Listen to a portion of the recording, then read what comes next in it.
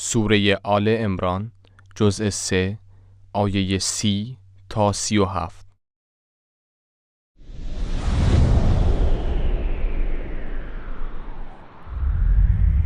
اعوذ بالله من الشیطان الرجیم.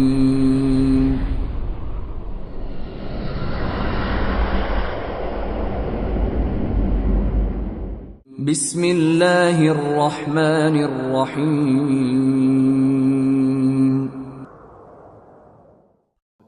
یوم تجد كل نفس ما عملت من خیر محضرا وما عملت من سوء تود لو أن بينها وبينه أمدا بعيدا ويحذركم الله نفسه والله رؤوف بالعباد.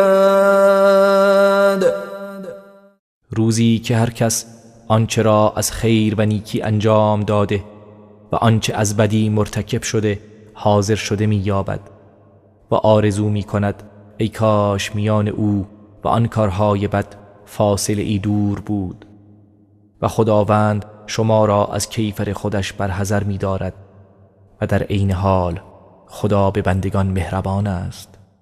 قل إن كنتم تحبون الله فاتبعوني يحببكم الله ويغفر لكم ذنوبكم والله غفور رحیم. بگو اگر خدا را دوست می دارید پس از من پیروی کنید تا خدا شما را دوست بدارد و گناهانتان را برایتان بیامرزد و خداوند آمرزنده مهربان است. قل اطیعوا الله والرسول فإن تولوا فإن الله لا يحب الكافرین. بگو خدا و پیامبر او را اطاعت کنید پس اگر پشت کردند قطعا خداوند کافران را دوست نمی دارد. إن الله اصطفى آدم ونوحا وآل إبراهيم وآل عمران على العالمين. به راستی خداوند آدم و نوح و آل ابراهیم و آل عمران را بر جهانیان برگزید. ذریة بعضها من بعض والله سمیع علیم. فرزندانی که بعضی از آنان از نسل بعضی دیگرند و خداوند شنوای داناست. اذ قالت امرأة عمران رب إني نذرت لك ما في بطني محررا فتقبل مني إنك أنت السمیع العلیم.